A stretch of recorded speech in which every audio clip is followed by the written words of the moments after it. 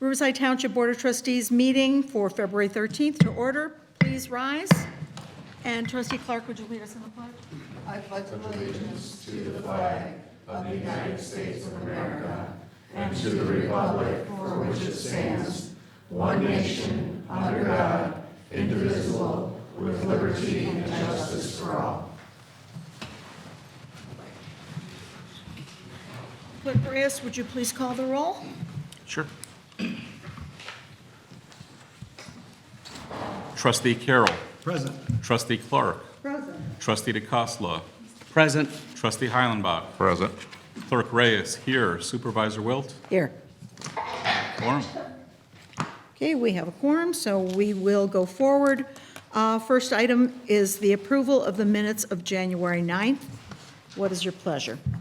I'll make a motion to approve the minutes of January 9th. I have a motion. Do I hear a second? I'll second it. I have a motion by Trustee Carroll, seconded by Trustee Heilenbach, to approve the minutes of the Tuesday, January 9th meeting of the Board of Trustees. Are there any additions, corrections, discussion? Hearing none, then all in favor say aye. Aye. All opposed, nay. Abstain. I have motion is carried with one abstention. And we have the minutes of the Committee of the Whole from February 6th. And what is your pleasure on those? I make a motion to approve the minutes of February 6th. I have a motion. Do I hear a second? I'll second. Motion by Trustee Clark, seconded by Trustee Carroll, to approve the minutes of the Committee of the Whole meeting of February 6th. Are there any additions, corrections, or discussion?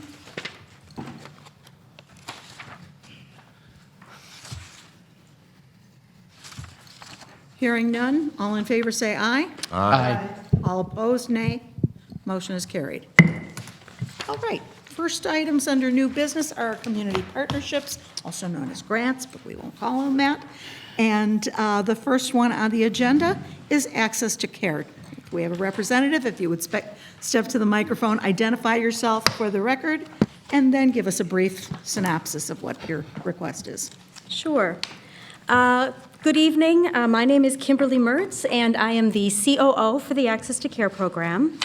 Access to Care is a primary health care program, and it serves the low-income and uninsured residents of suburban Cook County. Our program has been around now for over 35 years. The point of our program, our target is primary health care, and it's three separate things.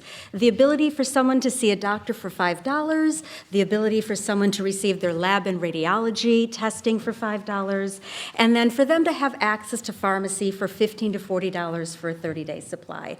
That is really the core of what Access to Care has been now for over 30 years, and those benefits are available on an unlimited as-needed basis.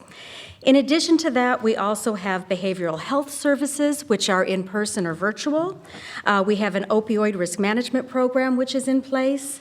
And we're also able to provide diabetic test strips as well as flu and pneumonia vaccines for free. The most important point of the Access to Care program is to provide services to those that aren't eligible for anything else. So they're not eligible for Medicaid, they're not eligible for Medicare, they're at 300% of poverty or less, and if they do have insurance, they have a very high deductible, and so it's really a policy that they're unable to take advantage of using. Those that are seeking the Access to Care program tend to be sicker than most. About 25% of the people on Access to Care are diabetic, so that's about double what we're seeing as a national average. In addition to that, about 25% of our members are coming to us receiving medications for 3 or more diseases. So someone may come in as a diabetic, we find out they have cardiac issues, they have kidney issues, and perhaps all 3 of those issues have been going untreated. These are, again, people that may only be utilizing a hospital when they are in need of services. We screen all of our members for social determinants of health when they are coming into our program, so we're trying to see what other services they need. And we are also a referral source, not only for our members, but really for anyone in suburban Cook County that were to call us. One of the good things that came out of the pandemic is that CBOs have really worked hard to learn about each other and be a referral source for everybody in the community if somebody comes to you looking for services that you don't actually provide. Something exciting that's happening with us in 2024 is a partnership with the University of Chicago. It's for a diabetes education program. And prior to the pandemic, we had a diabetes prevention program. In 2019, we were working with the Y. We were very excited, and then the pandemic came and kind of squashed that and made COVID a priority. But we are now going to be trained, and we're going to be conducting sessions that relate to the management of diabetes and also reducing the risk of complications. And this won't just be available to our members. It's going to be available to anyone that is in the suburban Cook County area that we cover. So as soon as that is up and running, we're really going to get in contact with all of our townships and municipalities and let them know about it. Each year, we serve about 5,000 individuals in access to care, and last year was no different. So a grant of $5,000 from Riverside Township would serve to cover 7 individuals in access to care. Our per person cost is $666.50 a year per person. So for $6,666 and some change, you are eligible for those benefits on an unlimited as-needed basis for 12 months. So we really appreciate the partnership that we have had with Riverside Township and the consideration funding this evening. Does anybody have any questions? I see some familiar faces, so I've been here before, and I know you're pretty familiar with the program. I have a question. Yes.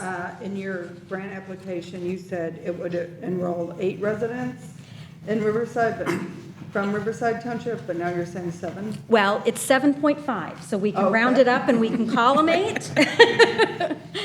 Right, I think the math comes out to about 7.5 people. Oh, okay. So there's the discrepancy. That half person always gets it. I know.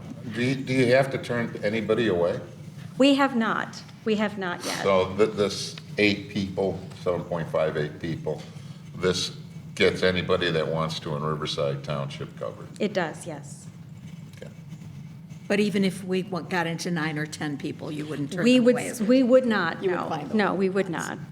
Do you generally have 7 to 8 people from Riverside Township enroll? We have historically, it's been more in years prior, but we've been averaging around 8. It was 8 last year, so that's kind of what I'm looking at with this. Okay, any other questions? Then I'll entertain a motion. I'll make a motion that we grant $5,000 to Access to Care. I'll second it. I have a motion by trustee Clark, seconded by trustee Heilenbach, to approve a $5,000 award to Access to Care Suburban Primary Health Care Council. Any further questions or discussion? Hearing none, then will you please call the roll, Clerk Reyes? Trustee Clark. Yes. Trustee Heilenbach. Yes. Trustee Carroll. Yes. Trustee DeCosta. Yes. Supervisor Wilt. Yes, Motion carries. thank you. Thank you. We'll be in touch. Okay, next item is the Aging Care Connections Grant. I'm passing to the board, I'm passing around, I have some supplemental materials on some of these organizations that was not copied into, just because they were too voluminous, that was not copied into your packet. So Aging Care Connections, you know the routine. Give us your, identify yourself and then give us a synopsis. Hi, my name is Desiree Scully, and I'm the Executive Director at Aging Care Connections. Aging Care Connections has been around since 1971. So for 53 years, we have been serving older adults in the community. Older adults are 60 and over, which I don't really consider older. But there's a huge span. So from 60 to, I think our oldest client is about 107. So we have quite a large span of people that we serve. What do we do at Aging Care Connections? Well, we have a large continuum of services. And what does that mean? So if any senior calls that needs any type of assistance, we try to either put them in direct services or we will link them to where they need to get direct services. We have 13 care coordinators that are out in the community. They go out and they do a comprehensive assessment at somebody's house. It's very holistic. So it's a mini mental, and then it goes into their activities of daily living, their mental health, completely holistic, and we try to link the services best for that person. We want people to live independently as long as possible. We also have a great caregiver support program. So as we know, most people are going to be a caregiver at one point or another in their life. And caregivers, sometimes it's that sandwich generation where you're caring for your children, you're caring for your parents, and you're smack dab in the center, and what do? How do you care for yourself while you're caring for everybody else? Well, we actually have one-on-one counseling, one-on-one classes for people who are caregivers, but we also have great respite programs. So if you wanted to, let's say you were caring for mom, and you wanted to go away for a weekend for a wedding, we can provide respite in the house or outside of the house, and we actually have funds to pay for that. We also have a great grandparents raising grandchildren program. Right now we have about 32 grandparents who are raising their grandchildren. We have about 58 children enrolled, and basically a lot of times their parents have either passed away, they've been incarcerated, there's a legal situation, and then all of a sudden grandparents have their grandchildren and they didn't expect to be raising them. And a lot of times it might be like grandma, and she lives in a single room apartment, and she really doesn't have a bed or anything for this child. And this is an actual situation. So we had a 6-year-old who ended up going to live with grandma, and she was sleeping on the couch so he could have a bed. But we ended up buying, a bed and linens and clothes and backpacks and all sorts of things for the child so he could actually thrive in the environment with grandma. So we definitely also have an aging well neighborhood, and that is for those people who really don't need services at this time, but really want to be active adults. And we sit there, we have health and wellness programs, we have in-person, and we have Zoom. We have about 3,500 to 4,000 people doing those on a weekly basis. So that has really taken off during COVID, but has continued now that we're back in person too. So we have a great, continuum of services, and we're pretty much, the age experts. So if you need some help or assistance with anything, you can call us. We also do adult protective services. So anybody who is suffering from any type of abuse, 18 to 59, and who is disabled or 60 and over in the community, we are the investigators for that group of people too. So, and you don't have to be sure. If you suspect anything, you can call and we will go out and do the investigation and make sure that that person is safe. So we have a great continuum of services. I call it the safety net of services for older adults in the community. Right now, I think last year we served 717 Riverside residents. We expect to serve more this year. I think I put 725 in the grant, but I expect it to be more than that. So that's pretty much it in a nutshell. Do you have any questions? Any questions? We're familiar with your services, and of course, you have a representative that works in our Community Resource Center as well. All right, so what is your pleasure, Board? I make a motion that we approve the grant for Aging Care Connections in the amount of $5,000, and you do a great job. Thank you. I have a motion by trustee Hollenbach. Do I hear a second? I will second. Second by trustee Carroll. We have a motion and a second. Are there any questions or discussion before we go for the vote? Then trustee Reyes, would you please call the roll? Trustee Clark. Yes. Trustee Heilenbach. Yes. Trustee Carroll. Yes. Trustee DeCosta. Yes. Supervisor Wilt. Yes. Unanimous, motion carried. Motion is carried. Just for the trustees, if you're keeping track, the access to care would be budget item 1644, it would be that line, and aging care connections comes under 1636. So, if, Oh, Thank you. so that you don't have to, Budget, so, okay. okay, so it would not necessarily be out of the Sequence. programs. It's not out of programs? These two would not be out Okay. of programs. That's, Say- thank you. Repeat that one more Appreciate time, that. Supervisor. Wilt. Yes, Yeah. access to care is line item 1644 in the budget, and Aging Care Connections would come under Senior Programs of 1636. Got it. Thank you. Okay, then our next item is Beds Plus. That's what I was going to ask. Good evening, everybody. I'm Terry Rivera, and I'm the new Chief Advancement Officer at Beds Plus. I'm 7 days on the job, so bear with me.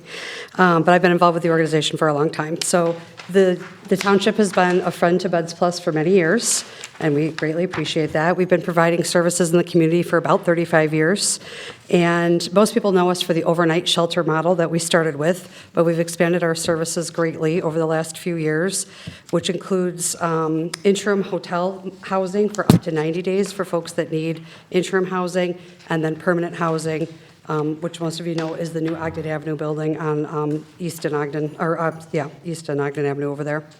One program that people are not very familiar with is our homelessness prevention program.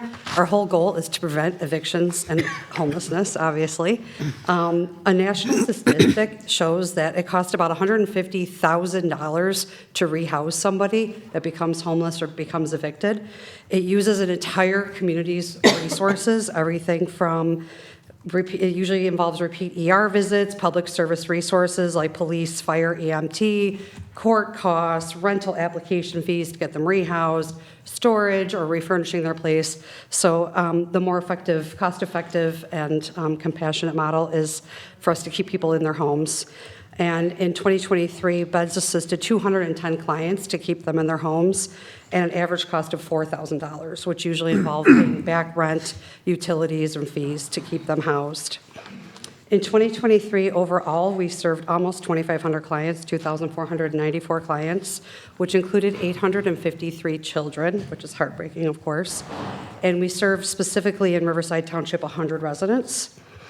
72% of those received emergency services, so it might have been them coming in just to our walk-in center to get resources that they need. It might have been job training, it might have been meal assistance, and 28% of them received rental assistance to be able to stay in their home where they were at. All of them were below the poverty line, which for a family of 4 is $31,200. Which is not that much, obviously, to live on and have an apartment or a home. And 2/3 of those, when they came to Beds, they had no income at all when they found Beds. So we were able to connect them with the resources. Your support really helps bridge the gap between any government funding that we get and programs that are allowable under their funding and the services that we need to provide. We have a huge meal service program. We're serving 3 meals a day, 7 days a week at 2 of our main shelters, which is a huge undertaking. We have lots of volunteers and lots of in-kind partners, obviously, but we do need to put resources towards that, which is not covered typically by grants. On some good news that we wanted to share some highlights. Hopefully a few of you were at our Soup and Bread event, which was held last Sunday. We had over 700 people attend the event, which is absolutely amazing. We've raised the most that we've ever raised at that event. And to me, it just really shows that this community really does care about this cause and they really do want to help our unhoused neighbors, which is really encouraging. And a couple new big highlights that have been happening at Beds is we just recently opened up a triage center in Oak Lawn, and we're seeing a very high population of migrants, so we're trying to respond to the migrant need. We have a very low barrier, no appointment needed, walk-ins every single day with English and Spanish-speaking community health workers there to help enroll folks in any benefits that they might qualify for, get them in emergency housing, give them a meal or whatever they might need, and we have 80 beds available at that location. And then hopefully most of you know about the respite center that we opened in Summit. I've personally been involved with volunteering there for a while, since they opened. It works in partnership with our local hospitals so folks that are homeless and have surgery and they come out, they don't qualify to go into a rehab like most of us would, so they ended up back on the street, which usually means they go back to the emergency room. So now they can go to the respite center, in Summit, and they can get 3 meals a day, they get, shelter. We have a nurse on staff 24 hours a day there so that they can heal, and then we connect them to services while they're there and housing. And then we also have our 24-hour hotline, so that comes to our main office at the Ogden Avenue location for anybody that needs help or anybody that wants to volunteer or donate. It's a whole mix of people that call that hotline, but it's available at all times for anybody that needs it. So We appreciate your support. I'm going to leave some materials with you as well. If you know anybody that needs homeless services, we have a phone number here and then some other information. So if that's okay, I'll leave that with you. Thank you. And pass that along. I appreciate it. Thank you. Can I answer any questions? You said you were new, you've only been there 7 days? I've been there 7 days, but I've been involved for about 10 years. Yes. So could you just give us a little bit of highlight on your background? Yes. I've been in fundraising. I actually kind of came full circle. I used to work for what is now known as Pillars, but used to be community nurse back in the day. So I live in Brookfield, actually. Mr. Heilenbacher, you probably don't even know this, but we're neighbors. We live on the same street, just a few blocks from each other. I knew I lived in that. Brookfield. Yes. I recognize you. Lived in Brookfield my whole life. I've always been involved in social justice causes, and fundraising is my background and my career. Okay, thank you. Yeah. What is your pleasure? I make a motion that we approve the grant for Beds Plus in the amount of $5,000. Second. I have a motion by trustee Hollenbach, seconded by trustee Clark, to approve the request of $5,000 for Beds Plus. Are there any questions, discussion before we call the roll? Then please call the roll. Thank you. You're welcome. Trustee Clark. Yes. Trustee Heilenbach. Yes. Trustee DeCosta. Yes. Trustee Carroll. Yes. Supervisor Wilt. Yes. Motion carries. Good. Is Beds eligible for 1644 too, or no? 1644. I don't, no, not that one. We can, see, I mean, there might be some items No, I was just elsewhere that trying we to- could shift, yeah. I know that there's one. Right. What I'm trying to find out is if anything can come out of general assistance. Yeah. Okay. And that's one of those questions. Okay. I don't know if, That's what because my they've question was also. expanded that a little bit, but I don't have a comfortable answer yet as to whether I can do that. That's what I was going to ask you. I think Right. generally, yes, will be the. Because but this would- Yeah. right. Follow up, I was looking into that the last few days after your emails. Right. For, I think that we might be able to fund some of that out of the GA funds, Okay. just because it's in that same There's a realm. new state law that went into effect at the beginning of the That's year. right. Right, and That broadens we're trying to use. wrap our arms around it to see if that's possible. Do you More by any traditional chance know, with Township, your experience? No. so to speak. Okay. Can go to. Yeah, okay. thank you. It's definitely broadened out. Okay. Okay, So, thank you. all right. All right. Thank you. Sorry for the internal questions here. All right, next request is from the Riverside Rockets Baseball Club. Hi, good evening, guys. I'm actually the president of Riverside Rockets Baseball Club. We're actually a nonprofit organization that got started up in 1997. We're an organization that gives children that pretty much can't get to the higher level for travel organizations, teams, an opportunity to play at that caliber. We are all volunteer coaches. We are all the kids that do go to our Riverside school system. There is one or two or three that will, pick up locally, but majority, I'd say 98% are from the residents here. We are currently they start at the 8U level, so we have an 8U team, 9U, 10U, 11U, 12U, and a 13U team, so that is 6 teams.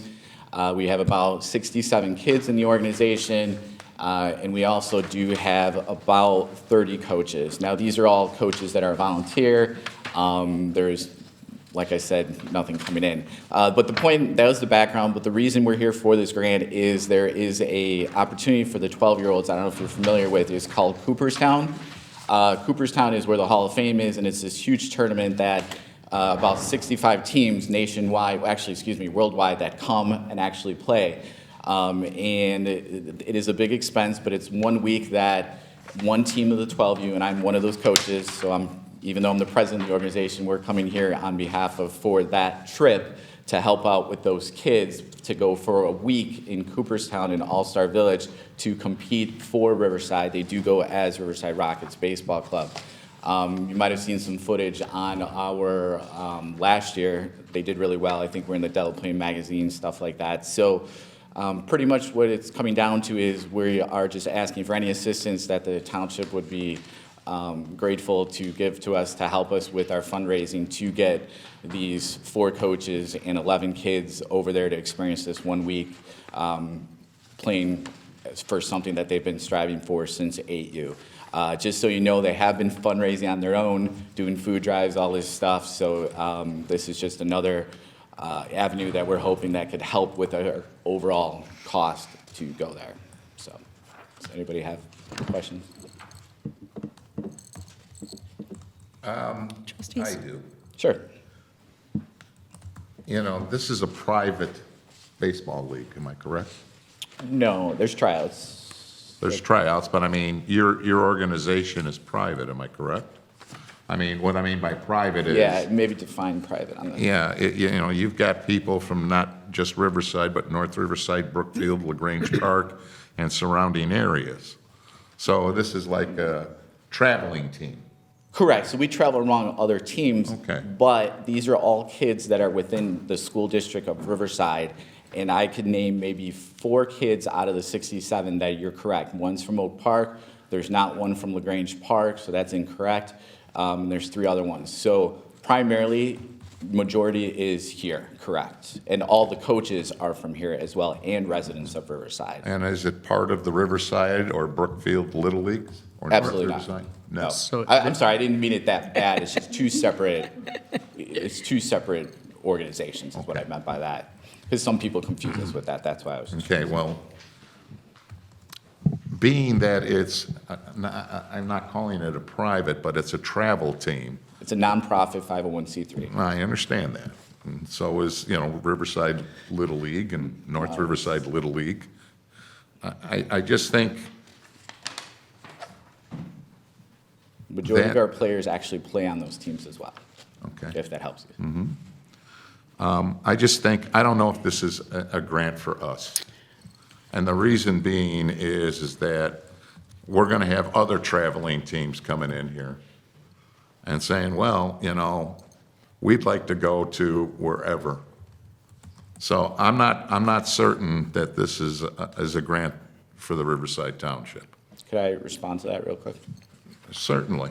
Thank you. So we are a Riverside team organization, so everybody's from here, like I said, with the coaches and all that. So when you have somebody else that might come in here, I don't know any other organization that is Riverside bound that would be asking for this. So this is a community team and organization. This is where everybody starts, from Ryan Cermak to Joe Murphy, all those people. They're the ones that started all this to get to the next level, and this is just. So I disagree with not being Riverside. Okay. Sorry.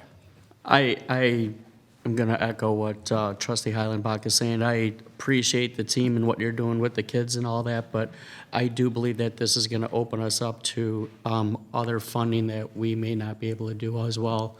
It could even open us up to individual funding for any fundraiser that any individual would care to have. And we do, correct me if I'm wrong, I do believe we also already do sponsor little leagues through the community. We haven't been approached in a number of years, so have we not, used to. but We did used to, I do but remember we used to. but- neither Riverside nor North Riverside. And if, at the back of your packet, there is a list of Okay. grants, at the back of the grants area. And, yeah, none of the little leagues have come to us in a while, so I guess they've found other. And even when we did do that, that was for the whole league itself. It We would was, sponsor a team right, it was but- typically, for They may have- the league. right, it was for the league. Okay. They were always, yeah. You can see on page 7 of the, of this sheet of grants, Okay. and, let's see, and then on page 12 are the Riverside ones, so the North Riverside and Riverside, and you can see that the latest that we gave was like in 19. Nobody has come to us since then. Okay. I feel this might be a tough slope to be on. Okay? How does holding a food drive raise money for the team to go to Cooperstown? So what we did was we did a clothes drive. So the food drive, I was just saying the interaction, we actually gave to your food pantry. So we did a clothes drive. Shared that. And the clothes drive, that was 2 years ago, we used to do for the Christmas stuff that we used to do with you guys. But then we did a food drive, so I misspoke on that, or clothes drive. That one, we did that, we dumped it off and they weighed it.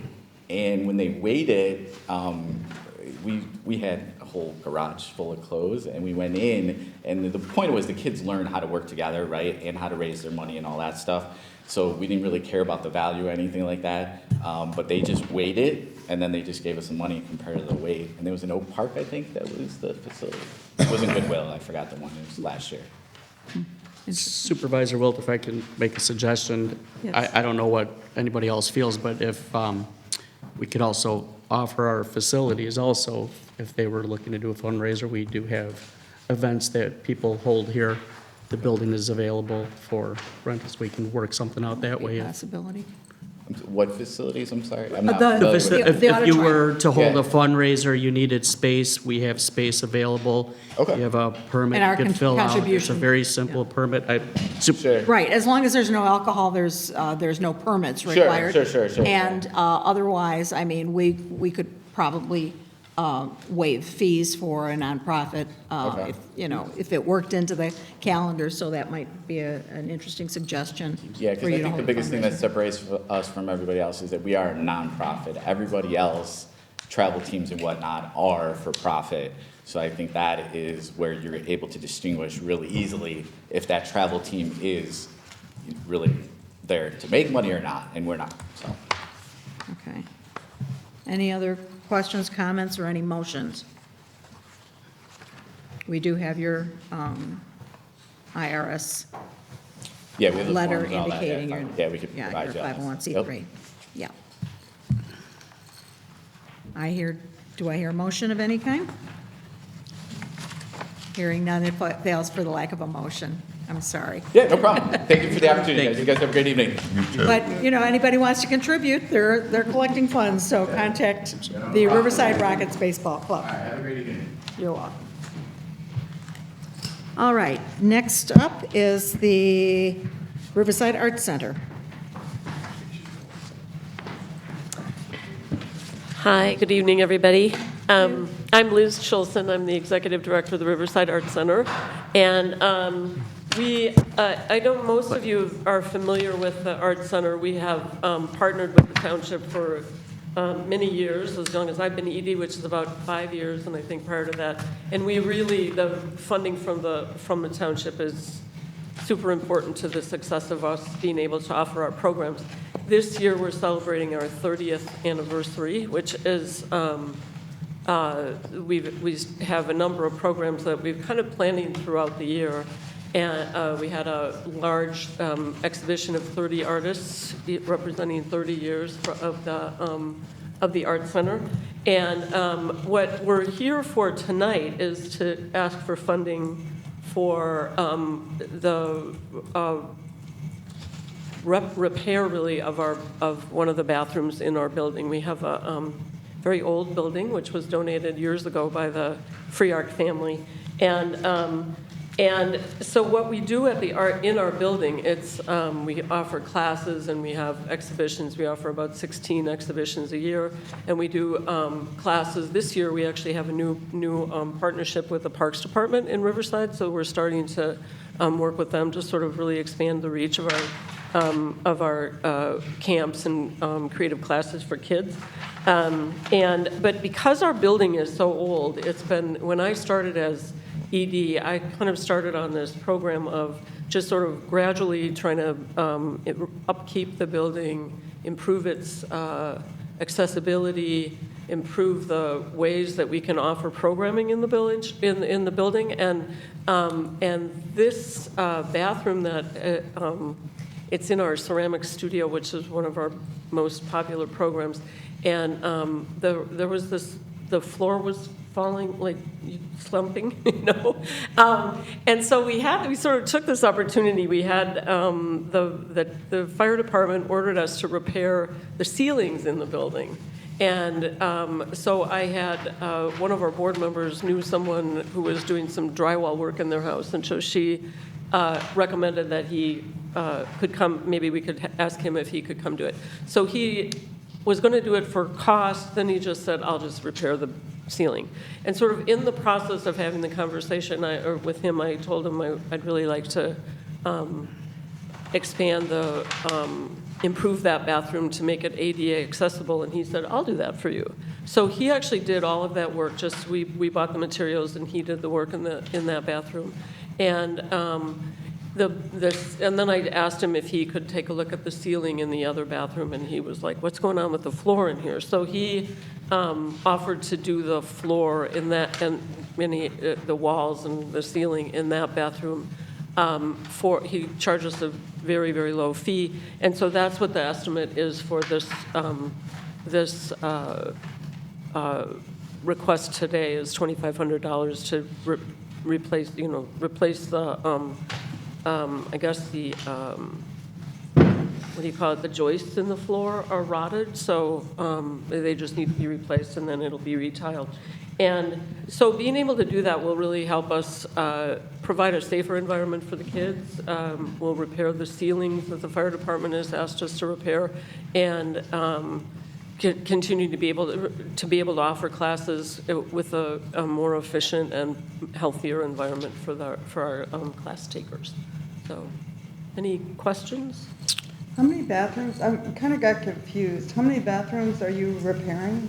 Well, we did one already in the gallery, and that one, we actually widened the door was, we were able to widen the door to make it ADA accessible. It was just large enough that we can actually make it ADA compliant. So, and so that was a goal of mine. And in the ceramic studio, I think it was 2 years ago, we reorganized that entire space to open it up so that we don't have a ramp, we don't have the right kind of door yet, but it makes it much more accessible for people using wheelchairs if they want to come in and work in our ceramic studio. And so we've done one bathroom, and this is the second.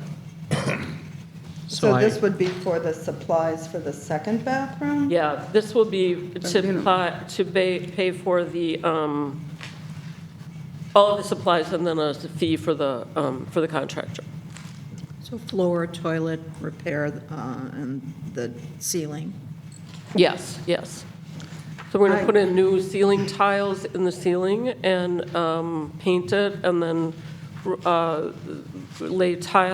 replace the joist and lay tile on the floor, and then put in a new toilet because the toilet is falling down, and then put in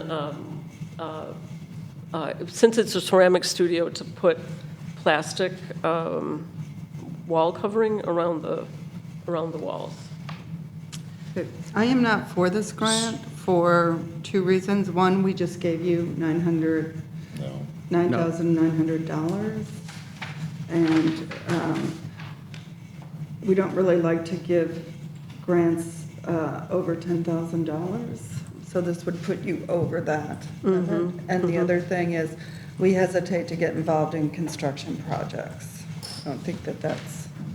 And I understand that this is, it's construction, but it's really safety, health and safety improvement, because the floor is soft, kind of gives when you walk on it. And so it is a construction project, but it's also, with the ceilings, we have to replace the ceiling tiles, which I didn't really realize this until the fire, I was talking to the fire inspector, but when he came in, and he asked me to replace all to repair the ceiling, the holes in the ceilings. And there had been one hole to fix some kind of a leak from upstairs in one of the bathrooms, but this one had been damaged by a leak from one of the windows upstairs. So we replaced the window a few years ago, but the ceiling tiles were still damaged.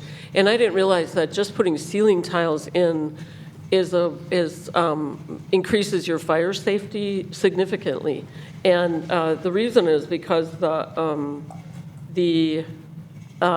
if you have a hole in the ceiling, the flames just go up into the inside the building. If you've got ceiling tiles there, it gives you a couple of hours, actually, before the flames spread through the building. So, so it's really a case of, health concerns and safety concerns so it's a construction project, but it's really more of a health and safety.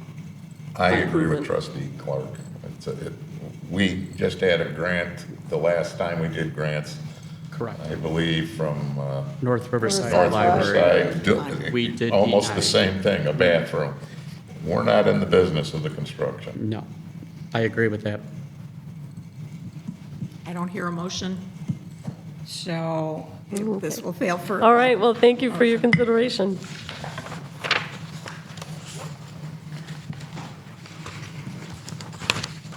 Okay, next request is from the Riverside Junior Women's Charity. Good evening. My name is Kate Dooley. I am here on behalf of the Riverside Junior Women's Charity. I am this year and last year and the year before that chair of the Brewfest Committee. For those who are not familiar, Riverside Juniors is a charity in this community that serves two main purposes. One, providing community events, well, three purposes. It's a social club, of course. There's the social component. We also provide community events for the community. Those would be the Santa event that we host here in this building right upstairs. That's an event that we do at cost for the community. We do charge, but we do not make money off that event. And then the second main purpose is fundraising for hyper-local purposes. Hyperlocal and many of the organizations that have already spoken here today have been the recipients of funds at the end of our year. But also we, and the part that I am often most drawn to are the individuals in this community that we provide funds to. At our most recent meeting last week, a story was shared of a family who we had given funds to for their child who is dyslexic to be able to attend a camp that is specific for dyslexia. He would not otherwise have been able to attend that camp. Our funds enabled him to go to that camp, transportation fees as well as attendance. And we learn about these families in the community from our members, but also people reach out to us, and then we provide those funds directly to the family, reaching out to them, asking if there's any way that we can help them, and going from there. The grant or the request that we are making today is to support our largest fundraiser, which is this year's Brewfest, Blues, and Barbecue, which is taking place April 20th of this year at the Riverside Swim Club. We are keeping the same model as we had last year because last year it was quite successful. I believe in the grant it states that we gave out a total of $22,000 at the end of the year. Of that $22,000, $15,000 of it was raised at our event last year. So it is by far our biggest fundraising event. The event will take place for 4 hours, thank you. 4 hours on April 20th at the swim club. We provide entertainment because we all know the best way to raise more money is to entertain those who are in attendance. So we have a band. We have food provided, and then, of course, we have the brews that we work with Riverside Foods in providing that. They are instrumental in making sure that we're able to do this event at a low cost. As everyone knows, everything is much more expensive these days, so trying to keep an event like this at low cost so that we can raise as much funds as possible to give back into this community is our goal, and which is why we are here asking you to once again sponsor the band at this event. Last year, we were able to get the band at a steal of a price. This year, the price has gone up a little bit. Last year, it was $2,000 for the band and the stage. This year, it's $2,000 for the band. We will have to come up with the stage on our own, but we're asking for the $2,000 for the band so that we can continue to raise funds for this community. Any questions? Just a comment so you don't sell yourself short. Your application says you actually made $25,050 in donations. So. I was reading it on my phone, so I'm not that. I get it. All right. Any questions? Just out of curiosity, what 5 charities did you give in-kind donations to? You are putting me on the spot as I am specific to. Lauren? We give to Pillars, we give to Beds Plus, we give to, I used to be the treasurer, so I remember all these checks. We give, basically to every one of the health organizations that's through not only the mental health board, so if you went down the mental health board, we give to that same list, it's quite a bit less, because we don't make as much. And then we also fund, the food bank at the Presbyterian Church, we give funds to Riverside, Parks and Rec for their programs, and the list goes on and on. We give out donations to about 25 recipients every year. Thank you. Of varying degrees. And it Thank does, you. I know it does vary depending on the year. At the end of the year, the committee that, the individuals that sit on that committee put together a list and they divide up how the funds go out. So depending on if there's a particular need in a year, our funds are given based on that.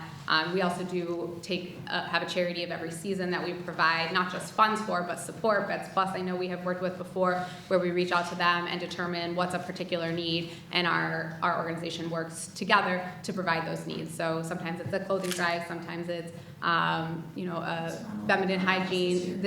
Ronald McDonald House, we're serving there. So not just in funds, but also in our time. And I'm also assuming you're soliciting sponsorships from others for your Brewfest? Yes, sponsorships is how we keep the event low. So we are absolutely soliciting sponsorships. One of the ways that has been most successful is each of our beer tasting stations, we look for a sponsor, and the sponsor actually comes out and serves at the event. And those are always hyper-local organizations. So Center has been sponsored twice, and they came out when they were new and met the community. So Center Physical Therapy. Oh, okay. So.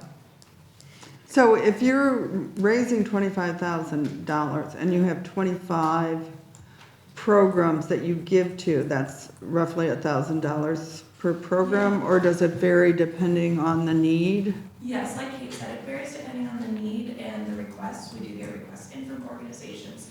We also look at organizations and reach out to organizations we've given to in the past and say, is there still a need here? And everybody understands that funds are limited, and so they're very good if they had a good year. Other places they'll say, not this year, think of us next year. So it's a give and take. The year that I was the treasurer, we did 25. Sometimes that list is less, sometimes that list is more, depending on the need and what we've raised in the year. And that's why this particular avenue of fundraising has become so big, is because it does bring in the biggest amount of money. We saw a huge decline in what we could give out over COVID when we couldn't have social events, because that's how we can get the community involved. It's your pleasure. I make a motion, we approve the grant for the Riverside Junior Women's Charity. They do good work for the community. I have a motion from trustee Hollenbach, seconded by trustee Carroll, to approve the $2,000 request of funds for Riverside Junior Women's Charity. Any discussion? Any questions? Then would you please call the roll? Trustee Clark. Yes. Trustee Heilenbach. Yes. Trustee DeCosta. Yes. Trustee Carroll. Yes. Supervisor Wilt. Yes, Motion carries. motion is carried. Thank you very much. Apologies for leaving. We do have a Brewfest meeting tonight. It's important. All right, next up is Riverside Community Garden. Hello, good evening. My name is Katie Gregory, and we are board members of the Riverside Community Garden. This is our 6th growing year. We are located on the north lawn of the Ascension Lutheran Church in Riverside. Our community garden, we have 3 main goals. Our mission is to try and provide and help provide food for the food insecure members of our community. We also, our goal is to really encourage food growing and teach other people, and young gardeners like the one to my right, about the importance of knowing where your food comes from. And then our 3rd goal, which is one of the most fun goals, is really to partner with other organizations within the community to develop partnerships and build community and have fun. So with this being our 6th growing year, we plan to have a bit of a status quo year this year. Last year, we were able to expand the garden when the church removed some large hedges, and we were able to add 4 standing beds that we added more veggies to. This year, we're planning on maintaining all of the 10 beds that we have, as well as a pollinator bed that we've grown. We have some fairy gardens that children come and enjoy playing with. And so that's what our main plan is. And how we meet our mission, we have harvest days where we harvest our produce and we bring it to the Riverside Presbyterian Church's food pantry. We bring it there because they have a refrigerator. I know that was a question in the past why we haven't used the township's food pantry, but as soon as you have a refrigerator, we'll be the first to be interested in helping to provide vegetables to that. We also partnered with Ascension Lutheran. They did a Food for Thought lunch program where they were providing bag lunches to people in the community this summer on Wednesday evenings and Sundays. On Wednesdays, we would do a harvest and we would leave our vegetables out. And when people came to grab those bag lunches, any vegetables or produce that they were interested in taking, they were welcome to take. Anything that was left over, we then packed up, and brought to the food pantry. We have partnered with the library, and they bring someone to read stories at a story time to really invite members of the community to bring their own blanket and listen to a story and enjoy the outdoors and build community. We've also partnered with the library to do a seed starting class as well as a seed swap. During the growing season, those 6 months of the year, we've got this beautiful, it looks like a little free library for books, but it's for seeds. In the non-growing months, we have that housed over at the public library, where people can come in from the community, sign out if they're taking seeds, or also leave a bag of seeds. And if you collect seeds and even if you only need 20, but you want to leave or try something new. So that's one way we've been trying to engage in the community. In the past, we've had yoga at the garden. These things are typically at no cost. People are volunteering their services. This is a completely volunteer run. We've always appreciated the grant funding from the township. This year, we're requesting $3,000. We're just looking at the amount of new soil that we need for those large raised beds. Things have settled. We need additional amendments. Many of the wooden beds that were built by volunteers in 2019 need repairs, so we do need to purchase some new lumber to just make those repairs. In an effort to be a very good neighbor, we need to refresh the mulch in the area so that the garden is tidy and welcoming and is a good neighbor to all in the community, especially those people that live right by the garden. So I think that, is there anything else? I've been going quickly, but that's covered, yeah. That's it. We appreciate your support every year. It really is very meaningful to us and what we are able to do. You've definitely been our largest funder in the past. We've done some very small fundraisers where we partner with like a seed company that when we'll say, we're buying garlic, please, if you use our code, we'll get a small percentage of those sales. Those typically, I think we in total have provided $100 in funding. This is clearly all volunteers.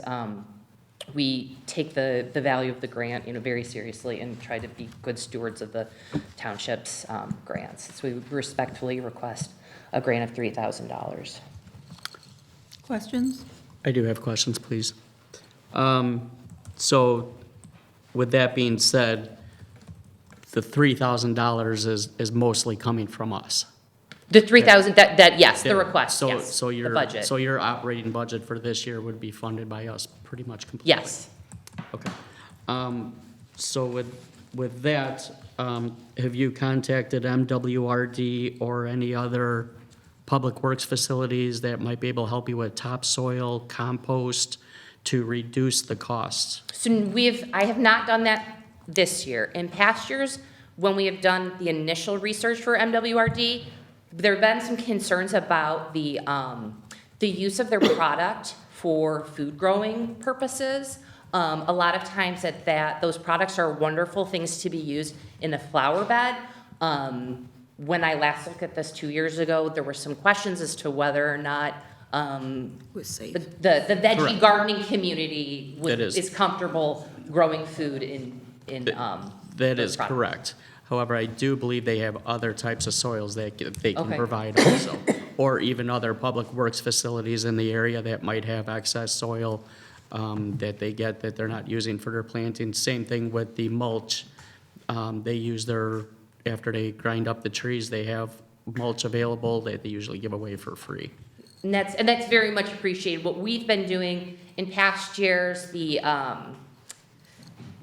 mulch has been, we have used funds for it, but the labor is done by friends and family of the current volunteers. So there are some challenges in terms of the time constraints of our volunteers to be able to go and get those. But those are wonderful ideas. I fully understand it. My concern is we're funding this fully, quite frankly. Yeah, I've been a big supporter of your garden since you've been doing it, okay? And I really think that it's time that you guys evolve a little. You're doing so much, Absolutely. A fairy garden, you've got, a story time. I think your fundraising needs to improve. Now, with that being said, I'm willing to go another year because I think this program is a good one. I really do. But the township can't be the sole provider. Do you get any money from the Village of Riverside? We have not requested that. Last year we had requested a grant of $5,000. The prior year was $3,500. So certainly recognizing the limited funds available, we're aware of that, which is why in part we've reduced our request. Have you gotten, you just haven't requested anything from We the haven't village? requested it as a volunteer-run organization.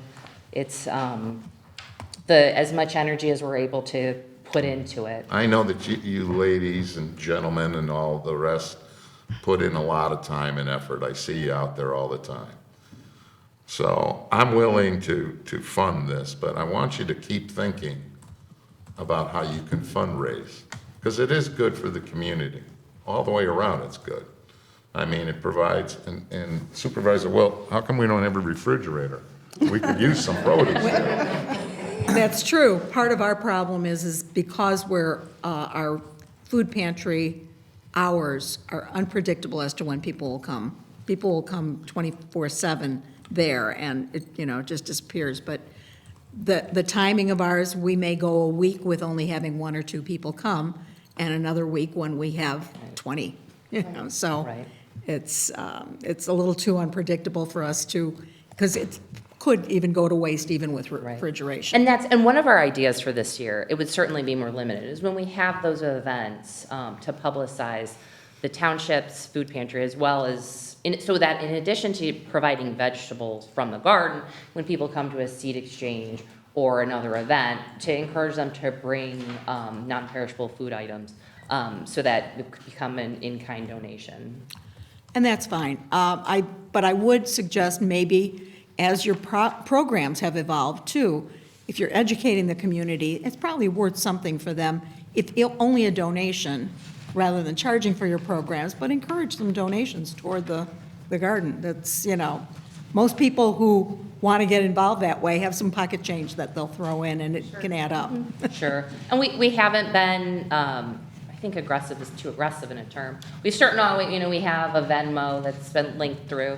We certainly don't turn down donations, but in trying to be very fiscally conservative, we haven't gone out, we haven't tried to look for any money that we may end up not spending in being careful. But I understand the It does use. not hurt you, Right. okay, to encourage donations. Yeah. Absolutely. With a project like this, you should be encouraging donations. And like I said, I'm for it this year, but next year I'm going to look at it hard, because we can't be the only ones. Yeah. I mean, I'd love to, I wish we had a whole bunch of money, but we don't. Sure. So Have you I asked- love oh, your go group, sorry, Trustee Clark. That's okay. I love your group, always have. From the very beginning, I thought it was a great idea. But we're going to have to. And if you need any help, I will offer my services again. Miss Doherty has my number. Call me, and I will help you, okay? Well, thank you. All right. Have you asked the junior Riverside? You got the Junior Women's Club right here. But, we haven't passed pay. Yeah. That's, but I think we've got a number we can reach out. That was, and one of my things here is, you're asking us to give you money for seeds, but then you're giving away the seeds and the starter plants. Well, But some of- not using them in your garden to grow. Well, we do, when we purchase seeds, those are the ones, the specific ones we use, you know, if it's the beet seeds, the golden beets, carrots, lettuce, kale, those are ones that we do plant in the garden. The seed library is really, we have solicited donations from seed companies to provide excess. It's really in an effort to meet number 2 of our mission, which is encouraging growing by other members of the community. And we do, like at the wellness fair, our hope was to provide the Riverside Township Wellness Fair, that this year maybe we could provide like small starter, like a basil or an herb as, you know, as sort of like encouragement at that fair to provide as like a small item. But it is true, we have people from the community who are avid gardeners, and when they'll bring excess seedlings and we'll do a big trade, or if, you know, sometimes Bridget and I will grow things from seed in our basements, and we'll do it for the garden, but there may also be excess, and we'll provide that as the exchange. But typically, we use the grant funding to buy starters, like the small seedlings from a place like Lurs or one of the other local nurseries. And then you also said some of your beds need to be rebuilt? There's some maintenance, like just they've bowed a little. The wood, just the wood warps. Yeah, the wood warps. But there's not any of this grant money using to fix that? Just in terms of, I consider that as the top with that $2,000, like the overall maintaining the status quo of the garden. So if a board needs to be repaired, I would have included, that would have been considered in that. In the $2,000. And then the other 1,000 is for the worms and the mulch. And then the fairy garden to the. Yeah, the black and white really does not do it justice. We've got these 4 big pots, and you might think like, that sounds like a very much a one-time cost. If you go after a story time, toddlers and preschoolers are not the neatest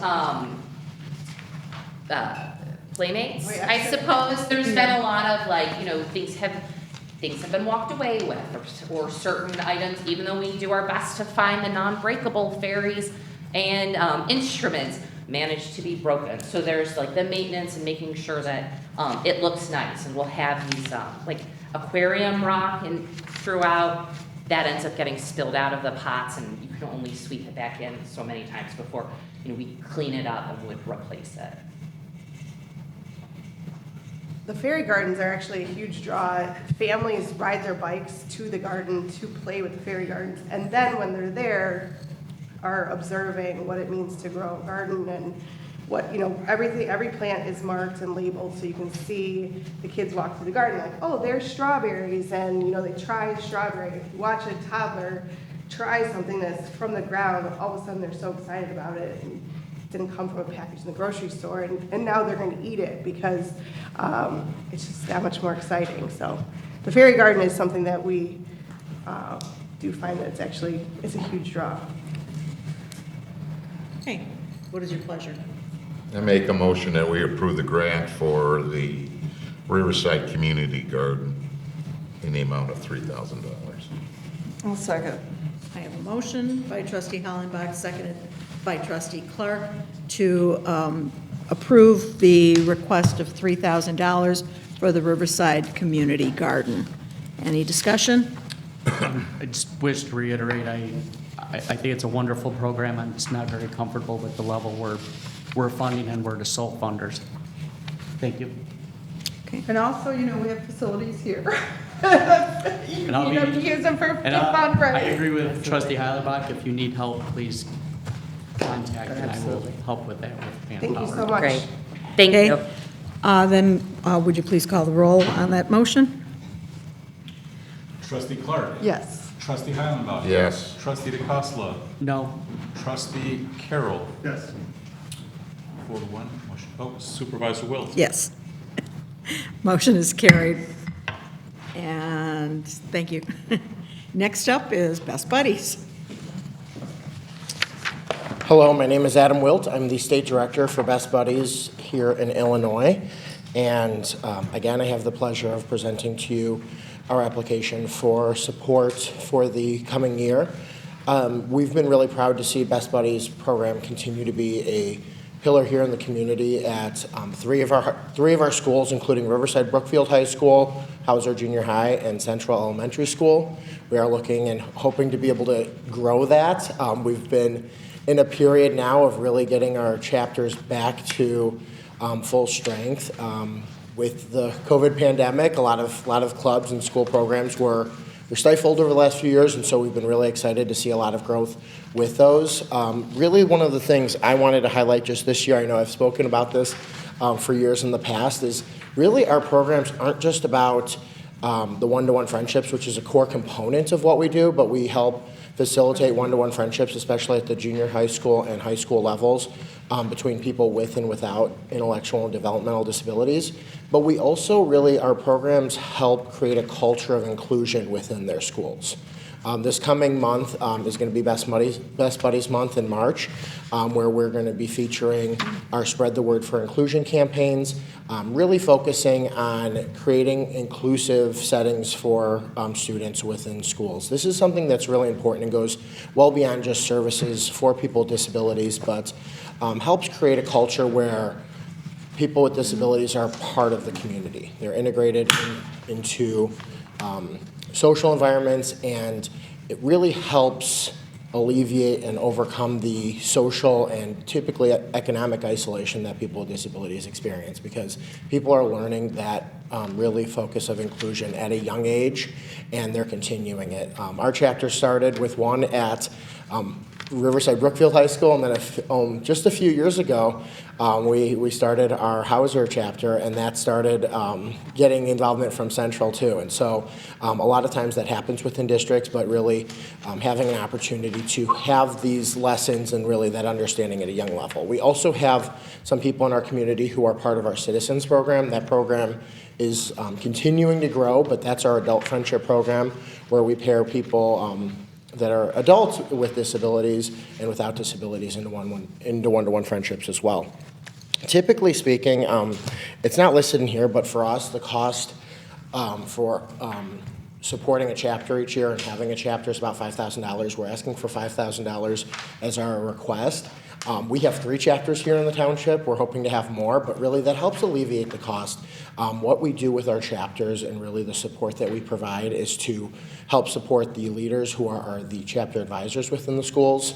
We help provide training for the student leaders within those schools, and we help provide resources to help them have inclusive activities throughout the year and continue that. We are also, this past year, we had our first leadership conference in Bloomington, Indiana for a few years since prior to the pandemic, and so we're working to get student leaders specifically from Riverside Brookfield High School to attend that conference as well, and so that these funds will help support those efforts to alleviate the costs of that. But really, that's a really in-depth and extensive training that makes those chapters stronger. We have very strong evidence that shows that those chapters that have their student leaders go to our conference, they do a great job of having more one-to-one friendships, more faculty involved, and more opportunities for the people in their schools with disabilities. So in the past, the Township Board has opted to support the Friendship Walk, which again, all of those funds are unrestricted and do support these local programs. That is up to you, that we do make sure that your logo is included in on the t-shirt as well as in the other things. But again, those funds go towards the same place, which is supporting our efforts here in Riverside Township. Any questions? Just curious, why not Ames or Blythe? We just, right now, really, the biggest challenge has been, we started Central, I believe, in 2019. Okay. And then COVID happened. having a faculty advisor is really the key, and that's the linchpin for us. We just haven't been able to identify somebody who's willing to take that on. Usually, the way that it works is it's a club within a school, so each school chapter is different. Riverside Brookfield, for example, they usually meet during their lunch hours. They have 3 different lunch periods, so it's kind of 3 clubs within RB. At some of the other schools, it's usually an after-school type program. We just haven't been able to identify that. If anyone here or watching on television has any leads for somebody who would be interested in helping us be that faculty support within those schools, we'd love to have that. I think I might misunderstand this. And is No that problem. faculty from the school or A faculty, community member? a faculty member from the school is typically the advisor for the chapter, and then the chapters have different activities. A lot of parents get involved, a lot of people within the community as well. That's for the school chapter specifically, but yeah, that's really been where it is right now, is we just haven't found anybody. Really, it's the timing of getting past the pandemic. A lot of clubs are just kind of starting to get back up and running, so a lot of the clubs that were around before the pandemic are getting back to normal. So we are really excited about the opportunity for both Blythe and Ames in the future, as well as Kamarick, which also is another public school that serves many of the residents of the township. Hollywood as well, in Brookfield. Correct. Thank you. You're welcome. I didn't get the grant application in my packet All for that? for Best Buddies, yeah, so I don't like you. There it is. that's the one I was asking I don't know for. how that happened.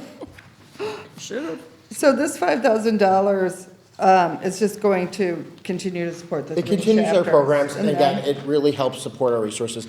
For us, really, our organization, we're the product of the work of our staff to be able to provide the support to our chapters. A lot of that support, there's ongoing support. We have regular communications that go out to our chapters. We also have support as needed. So sometimes they'll call and say, you know what, I'm having problems with the database, I'm having problems with this situation within a chapter. So we provide a lot of support, ongoing support throughout the year, and we really serve as not just customer service, but really helping to guide based on a lot of what we learn with our other chapters as well. It's a great program, and the Best Buddies program should be commended for the tremendous work that they do. I mean, they just started out, when did you start out there, Adam? About 5 years ago at RB? Yeah, we've been at RB a little bit longer. We've been there for, I don't have that number, but it's been at least, I would say that's been over a decade at the very least. Okay. But we have been really at Hauser for only the last 5 or 6 years, Yeah. and then Central just after that. It's just a great, I hear nothing but good things about it. Compliments, you guys do a really nice job. Thank you. And what is the 9 adult citizen? So program? that On your- is, so the Citizens Program is our adult friendship program. That program, we pair adults within the community. Right now, we're in the process organizationally, and I don't also want to get too much in the weeds with this, but of kind of restructuring how we do that. But what we do is we'll have people who want to volunteer with Best Buddies, people with disabilities, and then people without disabilities, and we'll connect them into one-to-one friendships. We try to connect people with common interests. Also, geography tends to be a common area, so we have right now 9 people who are in that program, some with and some without disabilities. I don't have that now. I have the spreadsheet on my phone I have to pull up, but I don't have which are people with and without disabilities on hand. But really, we pair people in those friendships because it really helps both people within that friendship. People tend to do better things when they have people with connections, and most of the time people without a disability, if you think through your network of friends and colleagues and people that you socialize with, you can think of usually between 40 and 60 people for a lot of people. People with disabilities, it's usually about 5, and most of those are family members or caregivers. So really that's why that core component of friendship is so important, because people with disabilities don't usually have those opportunities, and really creates social isolation. And I think as we all saw,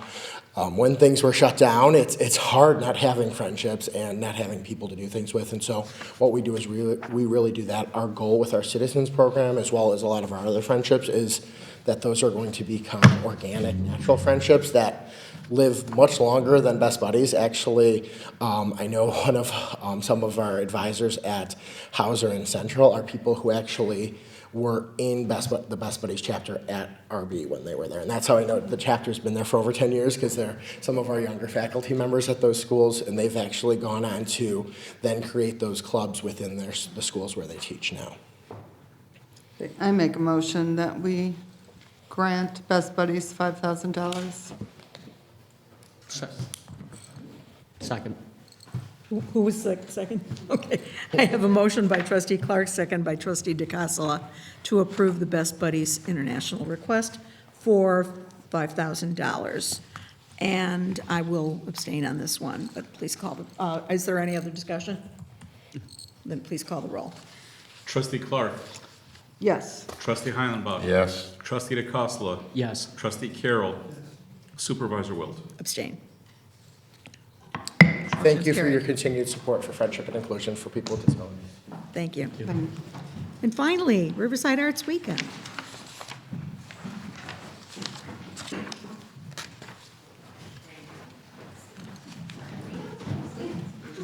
I picked the farthest seat in the building. Good evening. I'm Charlotte Zia, and I'm the president of Riverside Arts Weekend. Riverside Arts Weekend is a nonprofit organization that was incorporated in 2011, but the Riverside Arts Weekend event, which is our sole purpose, has been around since 2008. The mission of the Riverside Arts Weekend is really to educate and inspire the community by having an art fair that also includes performing arts and really tries to extend your understanding and get everybody involved in different formats of art. We have children's activities, we have a community art project, so it's really kind of more than just your standard art fair. We service the whole, we target the whole region, so we have a goal of really getting the word out to about 10 surrounding communities to attend the two-day event. We thank you for your previous support. Our request this year is to provide us support towards our musical performances. This is only a portion of what it actually costs to have 2 days of musical performances, including the bands and the expenses for stage, tent, electric, and sound engineering. That's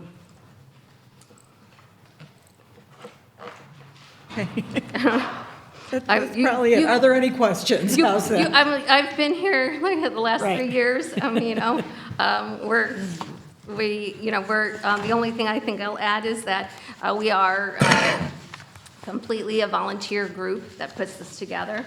And so there's a group of about 12 of us that are really trying to put together this opportunity to really bring people into Riverside and the township and like I said, really bring a beautiful event to a beautiful town. Thank you. Any questions?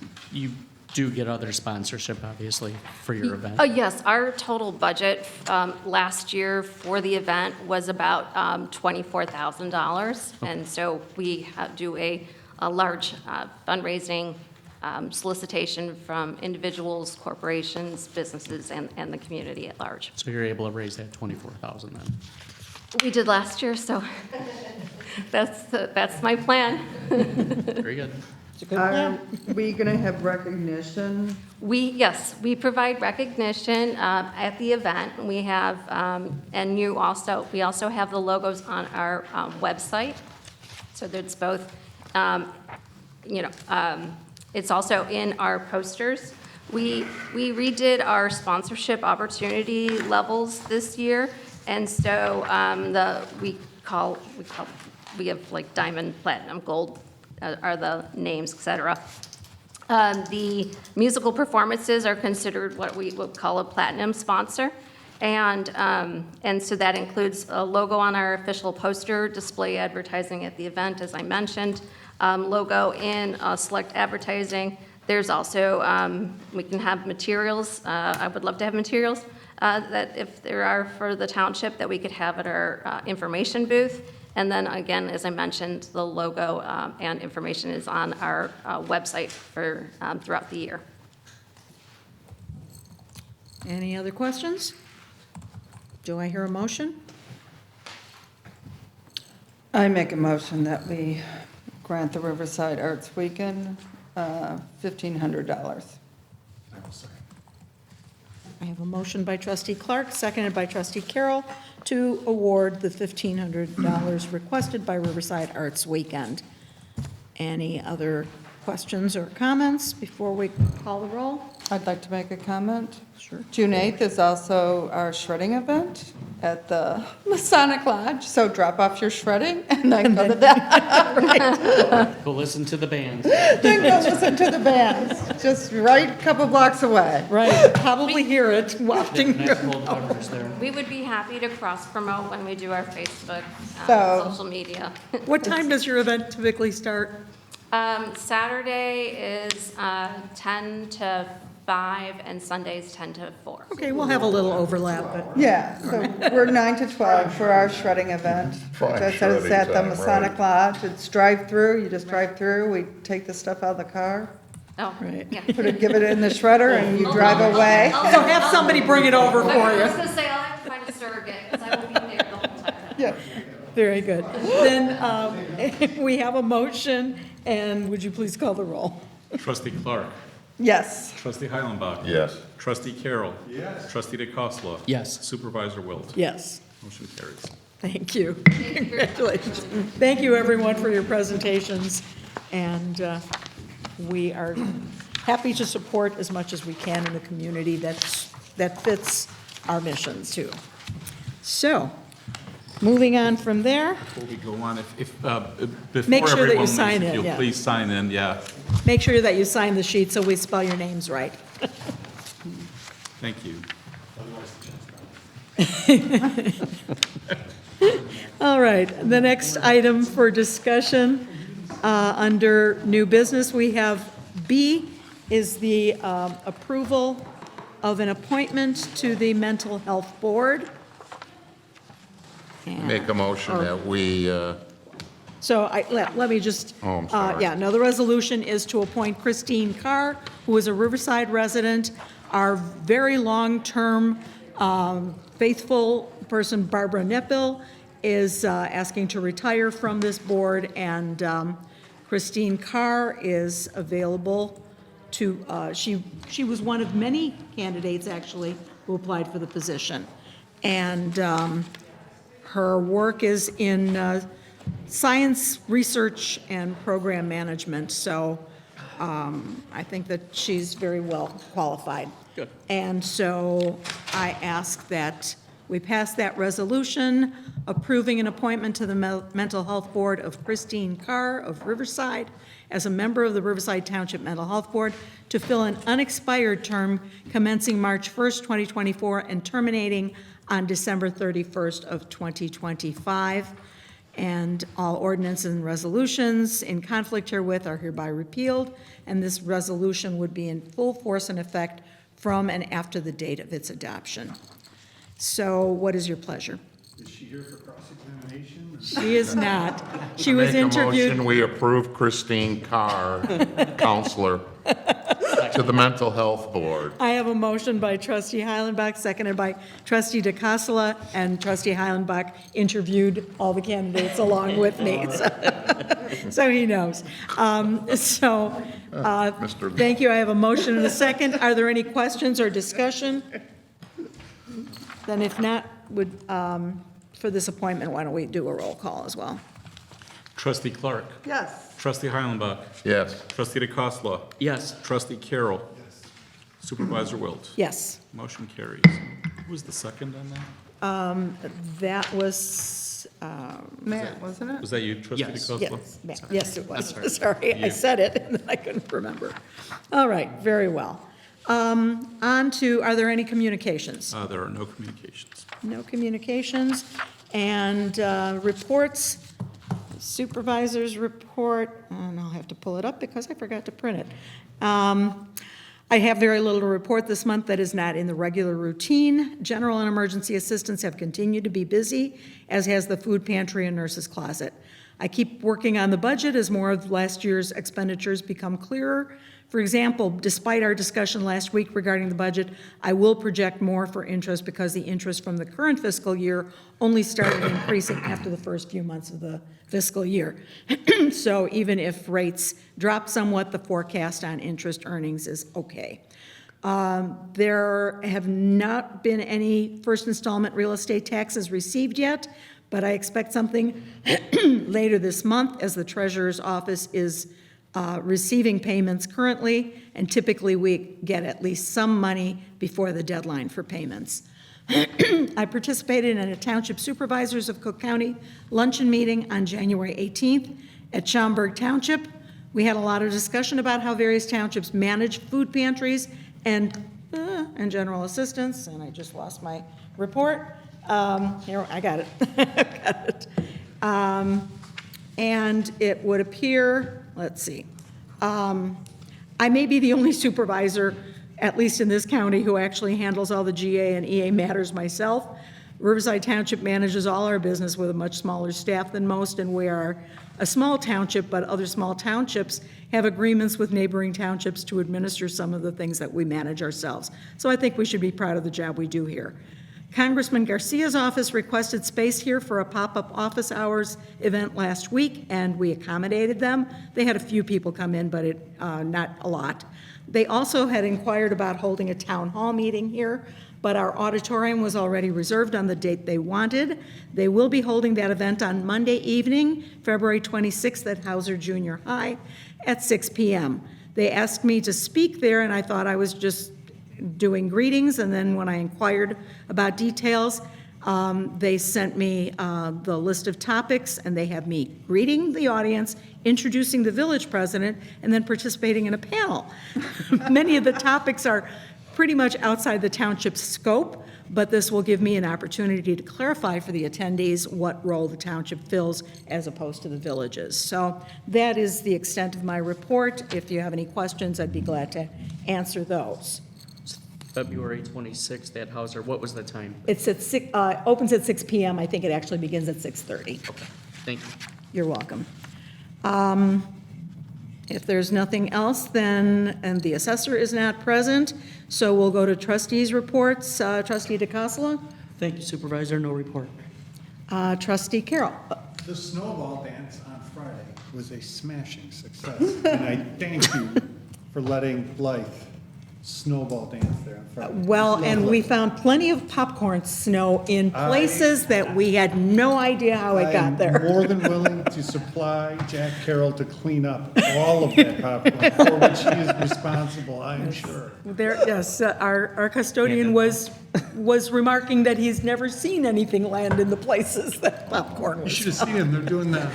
Oh, yes. None of them can catch it, right? Like, it was just, Yeah. I tried to put an end to it. Okay, well, we appreciate that. Trustee Clark, do you have any report? Yes. I just, as the senior exercise class continues to go well. Monday, we did a 50th birthday party for the instructor, Jerry Owen. And we had a relish tray, or a vegetable tray, and then pizza and carrot cake. So everybody really enjoyed that. That was right after the exercise class on Monday. I'm trying to set up a program on fraud for the seniors, which will probably be either on a Tuesday afternoon or a Thursday afternoon, so it doesn't interfere with the exercise class. As we have on our agenda, the Talk Spring Conference is June 13th, and we have a meeting about that on February 29th, but they are looking for what subjects you would like to hear at that meeting, last year was a really good one on the DeCiano committee, and then I attended the mental health presentation, which was both good. I think, Matt, you did how to communicate with the citizens. So if anybody has suggestions for topics, you know, please let me know, or email me, or leave a note in the mailbox or something, so I can bring those up. And then the last thing was, in January, I was elected president of the Trustees Division for the State Board. Congratulations. Congratulations. Thank you. You will represent us well, I know that. I hope so. Okay. Trustee Heilenbach? Yes, good evening, everybody. For the Mental Health Board, we decided at the beginning of the year that we were going to go to our core agencies, and they held their first meeting at Community Support Services Academy on Grand Boulevard in Brookfield. It was a nice meeting. I would have liked to have been there, but I was under the weather that evening, so I could not attend. But the meeting went very, very well. Our new member that we have is going to do a very good job. I believe she's the one from NAMI.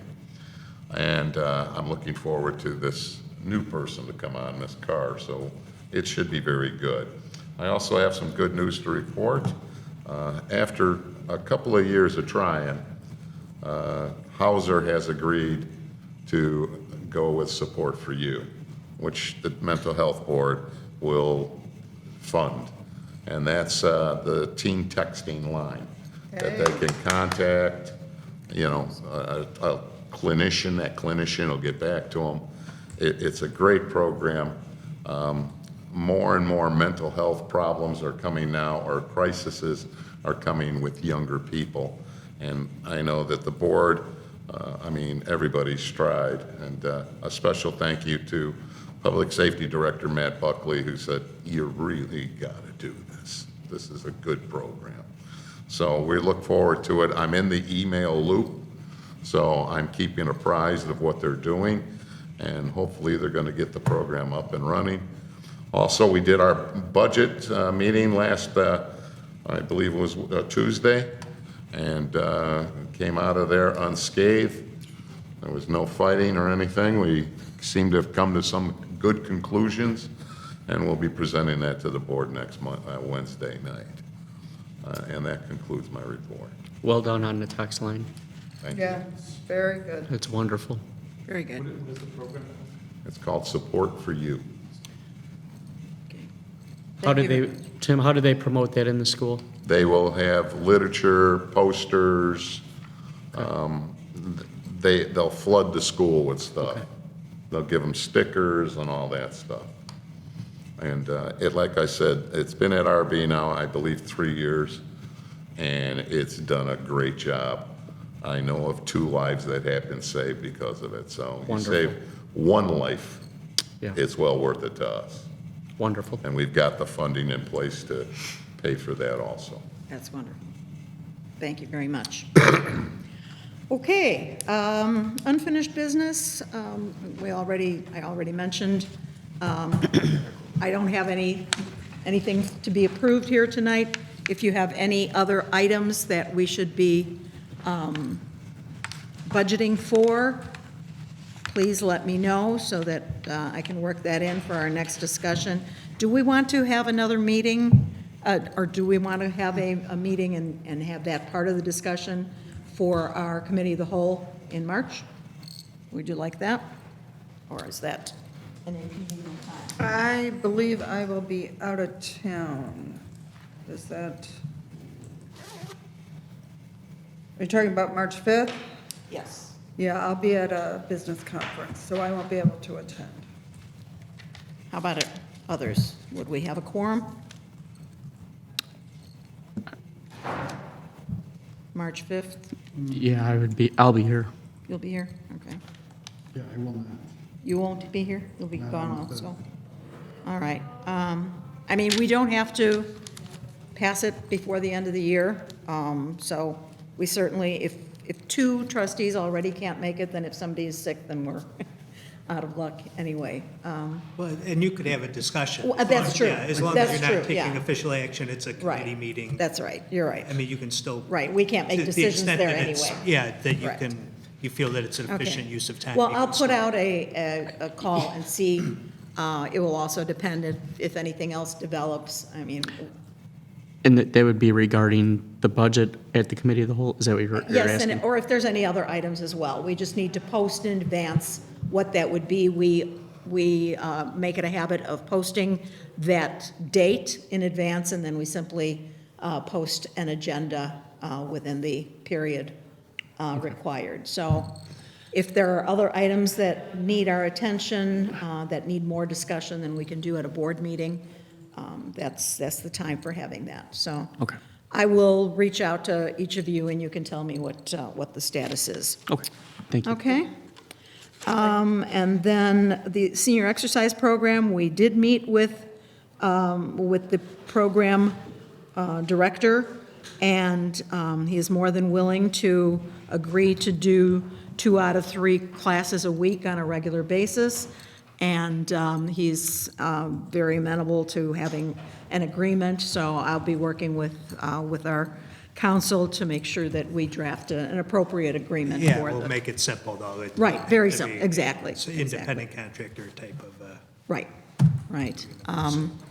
He has agreed that, or he has assured us that the other instructor is the only other person that that's his only employee, actually, and he doesn't have any plans to hire any others, and he also sang the praises of that person and his abilities to adjust as needed, and he actually makes it a habit on the days that if he's available on the days that he's not here, he's on call should the group be too large for one person to handle.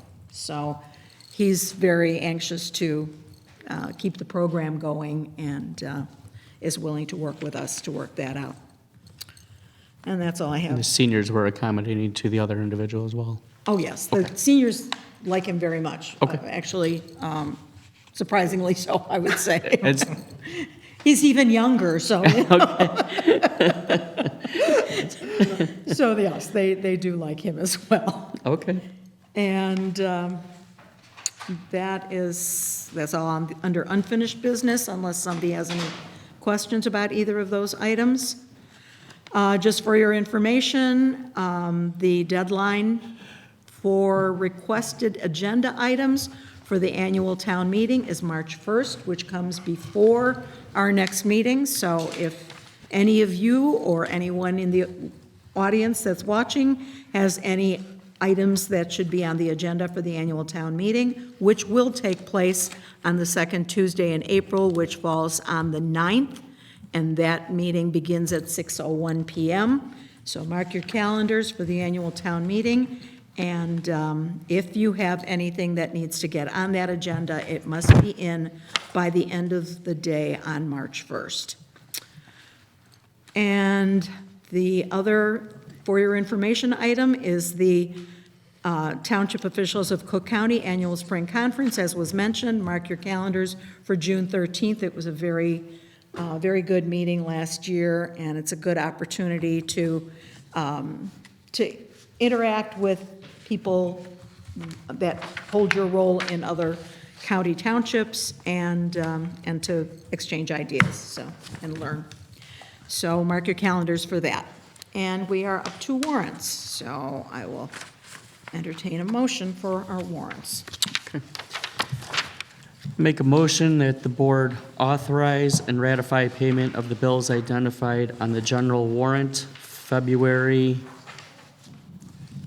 2024, in the amount of $10,875.69 as presented to the board this 13th day of February 2024. I'll second it. I have a motion by trustee DeCassola, seconded by trustee Heilenbach, to approve the general warrant for February 2024 in the amount of $10,875.69. Are there any questions, any discussion? Hearing none, then please call the roll. Trustee Clark. Yes. Trustee Heilenbach. Yes. Trustee DeCosta. Yes. Trustee Carroll. Yes. Supervisor Wilt. Yes. Motion carries. I make a motion that the board ratify and authorize payment of the amounts indicated on the following warrants. Utility warrant, February 2024, in the amount of $2,091.43. Payroll warrant in the amount of $18,142.83. Health warrant in the amount of $3,232.14.